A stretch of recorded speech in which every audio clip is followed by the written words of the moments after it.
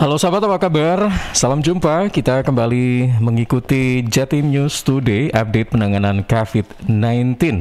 Edisi hari ini Rabu 8 September 2021 bersama saya Ilham Dianta. Beragam informasi seputar update penanganan COVID-19 untuk wilayah Jawa Timur akan segera kami hadirkan untuk Anda.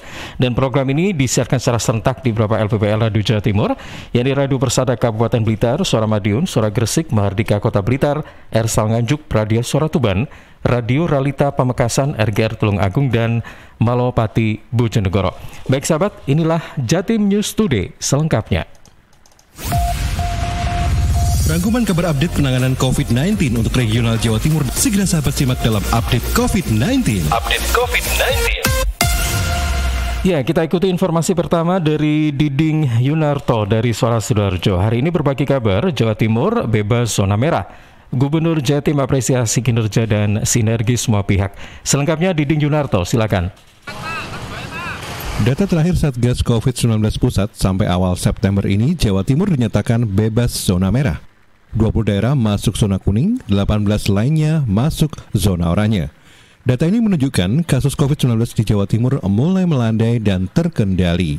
Menurut Kofifa Indar Parawansa, Gubernur Jawa Timur, untuk kasus harian mengalami tren penurunan, di mana bed occupancy rate atau BOR sudah 27% atau di bawah standar WHO yang 60%. Ini dibanding data pada Juli lalu, di mana saat itu BOR Jawa Timur lebih dari 70%. Tapi di awal September turun 42%. Keterisian isolasi di Juli lebih dari 81%, tetapi di awal September jadi 21%, atau turun lebih dari 60%.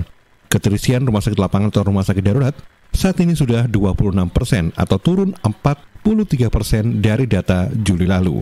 Jika bebas zona merah, maka tetap proses protokol kesehatan yang ketat ini tetap harus kita jaga supaya makin melandai.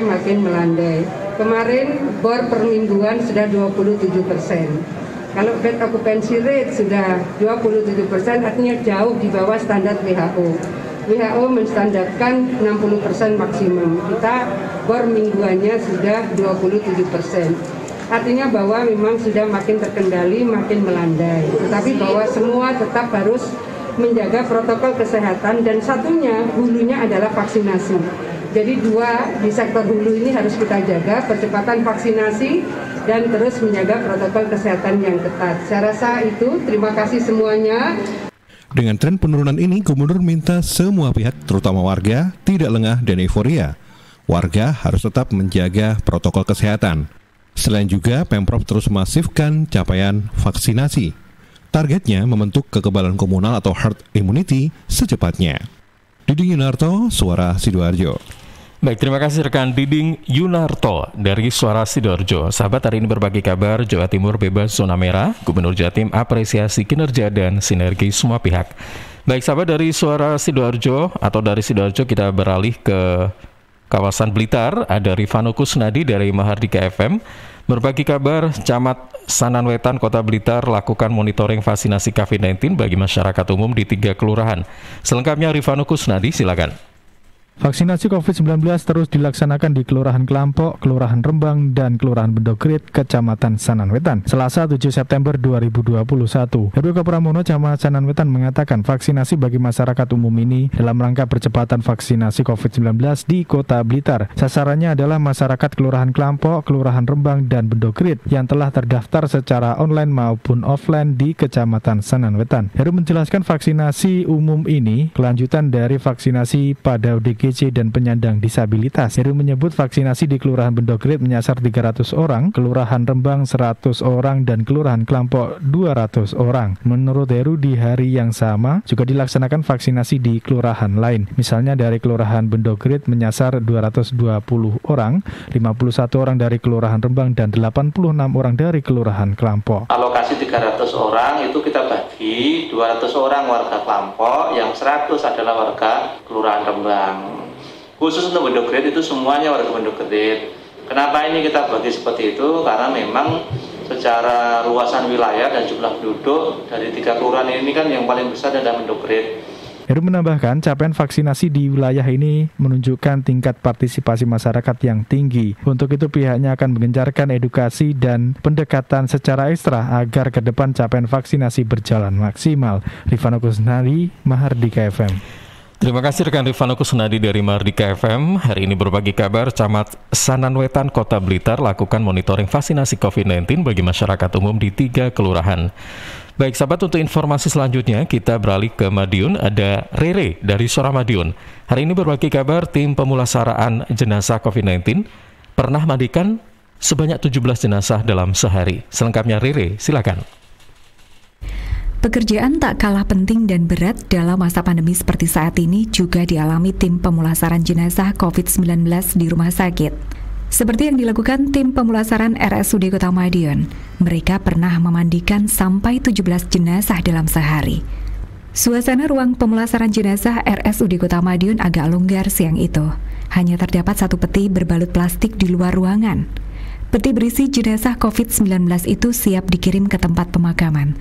Tak jauh dari lokasi, terlihat sejumlah petugas tengah beristirahat. Mereka baru saja menyelesaikan tugas memandikan jenazah warga Kecamatan Sawahan. Data di mejanya ada sebanyak 153 jenazah selama Agustus bulan lalu. Jumlah tersebut turun nyaris separuh jika dibanding bulan sebelumnya. Jauh Hari menyebut ada sebanyak 276 jenazah selama bulan Juli. Jumlah tersebut naik berkali lipat jika dibanding sebelum pandemi. Tak heran pihaknya berjibaku selama masa puncak kasus COVID-19 Juli lalu.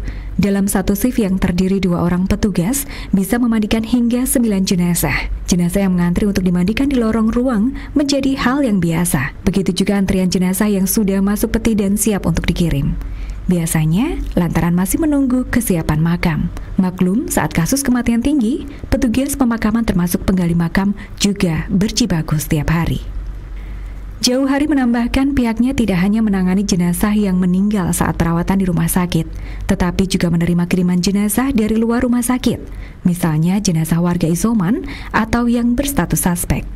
Petugas puskesmas akan menjemput jenazah tersebut untuk kemudian dimandikan di rumah sakit. Sudah begitu, Jauh Hari dan kawan-kawan kerap menjadi sasaran emosi keluarga, mulai dari yang ingin cepat dibawa dan lain sebagainya. Padahal pemulasaran jenazah COVID-19 memiliki standar tersendiri yang tidak boleh dilewati. Dimulai penyemprotan desinfektan, pemandian dengan 3 cairan berbeda sampai mengkafani. Bagian peti juga diberi lapisan plastik. Tak heran, cukup membutuhkan banyak waktu. Namun pihak keluarga biasanya tak sabar dengan hal tersebut. Seringkali dilampiaskan kepada Jauh Hari dan tim pemulasaran. Namun Jauh Hari mengajak tim untuk selalu bersabar, apalagi mereka sedang berduka. Jauh Hari hanya bisa berharap semoga apa yang dikerjakannya bersama tim bisa menjadi ladang amalan tersendiri baginya. Itu dalam bulan Juli kemarin itu 9, satu shift 9. Karena pada waktu itu yang paling tertinggi di puncaknya satu hari itu ada 17 jenazah.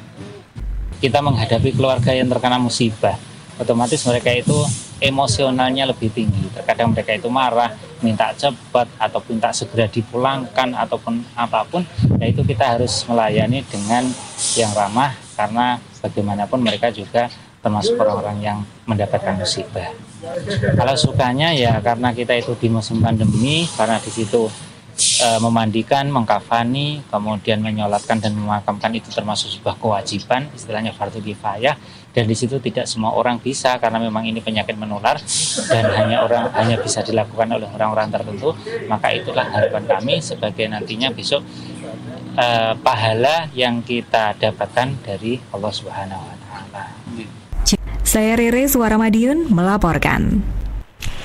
Baik, terima kasih rekan Riri dari Sora Madiun. Hari ini berbagi kabar tim pemulasaraan jenazah COVID-19 pernah mandikan sebanyak 17 jenazah dalam sehari. Baik sahabat, kali ini kita coba kembali ke Blitar. Ada rekan Ari Kusuma dari Persada Blitar FM berbagi kabar Bupati Blitar ajak pelajar sukseskan vaksinasi sebelum pembelajaran tatap muka dimulai. Selengkapnya Ari Kusuma, silakan. Bupati Blitar Rini Syarifah mengajak peserta didik ikut menjadi influencer program pemerintah, yakni mensukseskan pelaksanaan vaksinasi di Kabupaten Blitar. Pernyataan tersebut diungkapkan langsung saat meninjau vaksinasi di SMP Negeri 1 Wulingi. Kecamatan Wlingi pada Rabu 8 September 2021. Mak Rini mengatakan penyuntikan vaksin bagi siswa-siswi yang berusia di atas 12 tahun penting karena salah satu syarat utama pembelajaran tatap muka bisa berlangsung kembali adalah vaksinasi pelajar harus mencapai 80% dari jumlah siswa di setiap lembaga.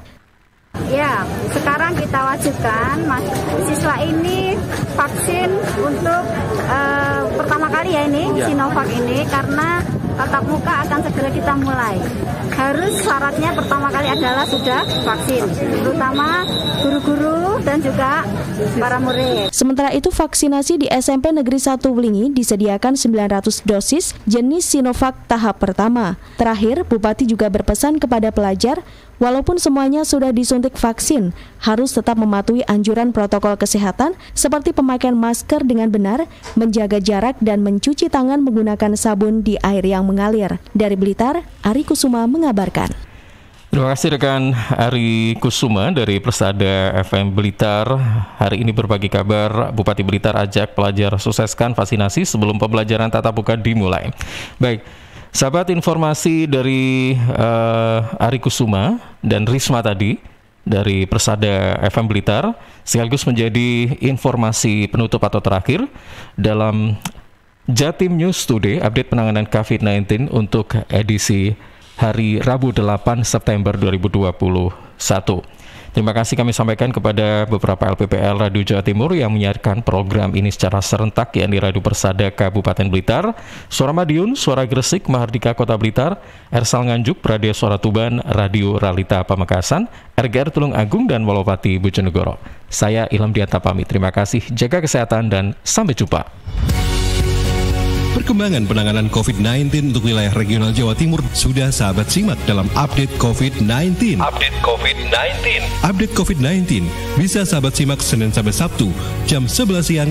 Persembahan dari Asosiasi Lembaga Penyiaran Publik Lokal Jawa Timur.